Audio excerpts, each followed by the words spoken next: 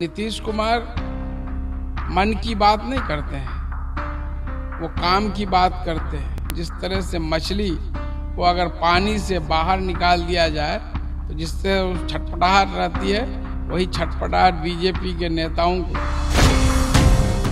2024 में सत्ता परिवर्तन करना है तो सबको कुछ न कुछ कुर्बानी देनी होगी।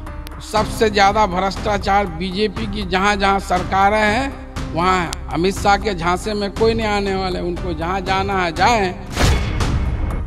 कोई बांग्लादेश से किशनगंज और सीमांचल क्यों आएगा? इसलिए बीजेपी नेताओं की बुद्धि भ्रष्ट हो गई है। जो सही सेकुलर हिंदुस्तानी है बड़ी उम्मीदों के साथ नीतीश कुमार की तरफ निगाहें उठा के देख रहा है।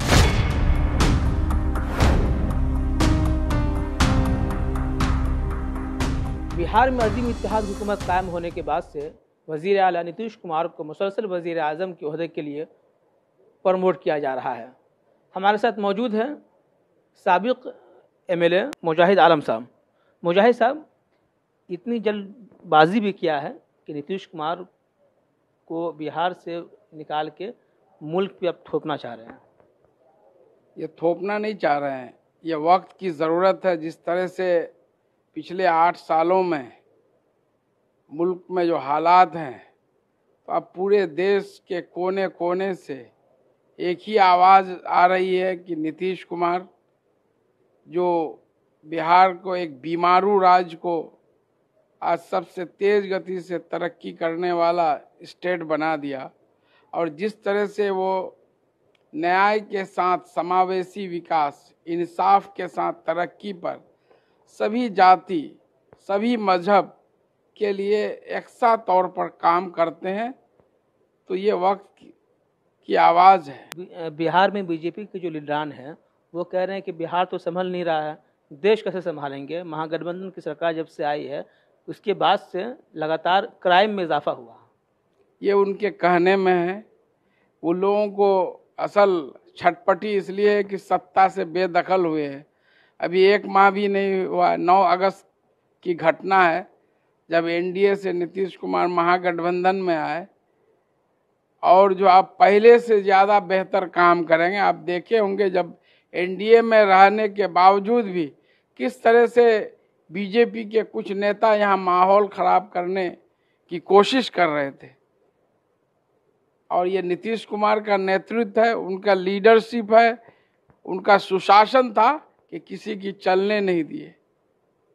और जो ये आज जो ये आरोप लगा रहे हैं, कल तक वही तो नीतीश कुमार के कसीदे कह रहे थे। उन लोगों ने काम क्या किया? काम तो हमारे नेता नीतीश कुमार के, बीजेपी के लीडरान ने सिर्फ सत्ता सुख, सत्ता भोग किया है।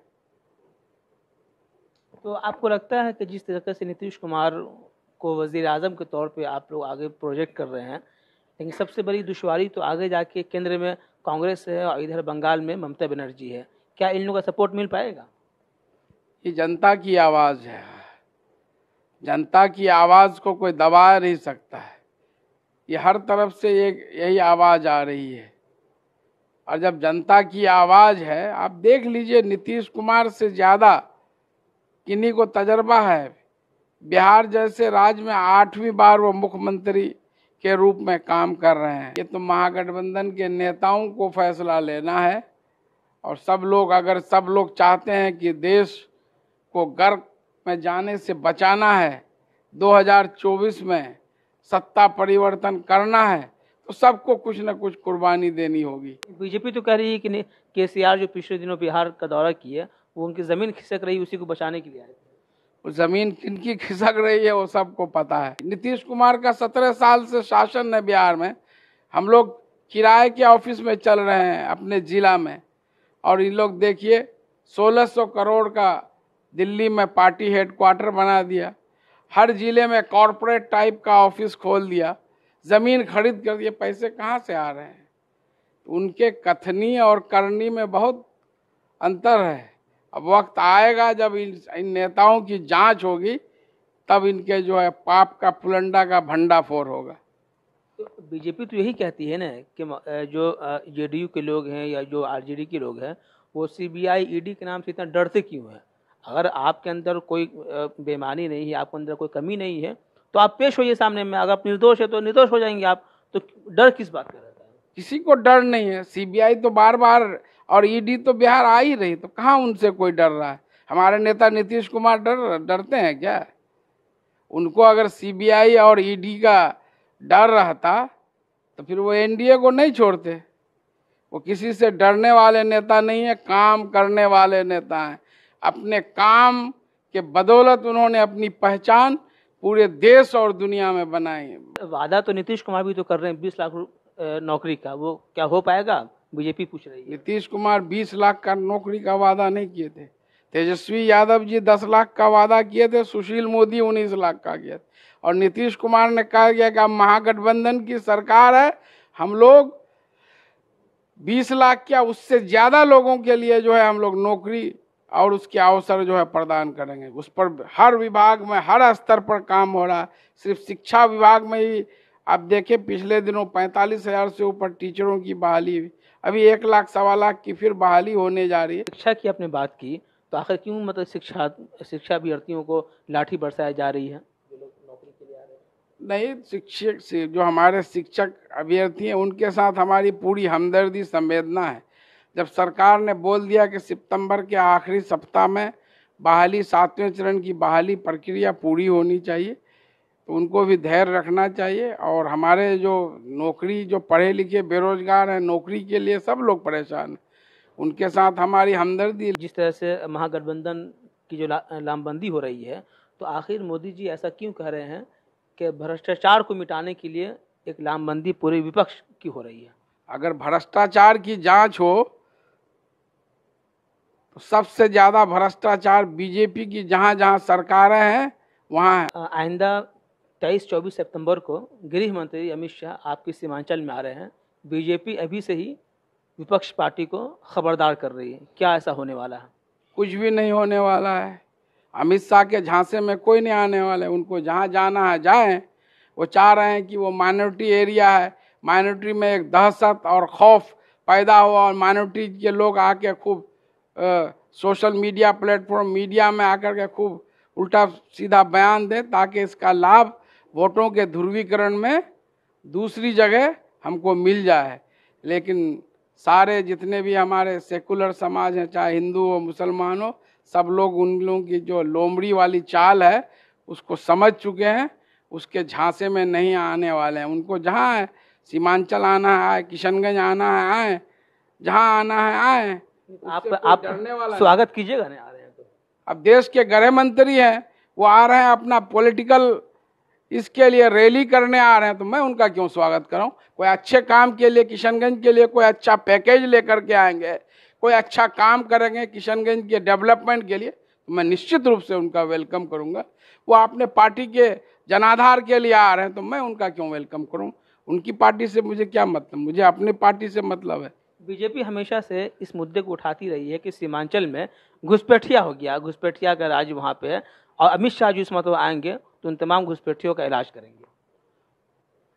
उन लोगों की बातों में मुझे हंसी आता है। पिछले 8 साल से जो बोल रहे हैं कि बहुत मजबूत प्रधानमंत्री हैं, देश के प्रधानमंत्री हैं, और सीमांचल से एक घुसपैठिया नहीं निकाल पाया, तो खुद वो लोग अपनी मजाक उड़ा रहे हैं। समझ गए? ये सब कोई घुसपैठिया वगैरह नहीं। क्यों घुसपैठिया यहाँ आएगा भाई? देश को तो गर्क में लेके चले गए। आज बांग्लादेश की इकोनॉमी हिंदुस्तान की इकोनॉमी से ज्यादा बूम कर रहा है, तो क्यों बांग्लादेश के लोग जो देश का सबसे पिछड़ा इलाका है किशनगंज सीमांचल में आएंगे?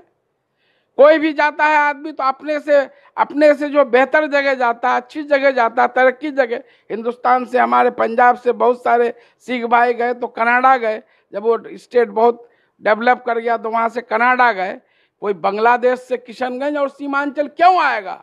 इसलिए बीजेपी नेताओं की बुद्धि भ्रष्ट हो गई है। समझ गए? ये सिर्फ लोगों को भड़काने का काम कर रहे हैं। आप खुद सोचिए ना कि बांग्लादेश से कौन चीज बेहतर है यहाँ पर। आज जो पिछले 8 सालों में देश को तो की इकोनॉमी को तो खत्म कर दिया।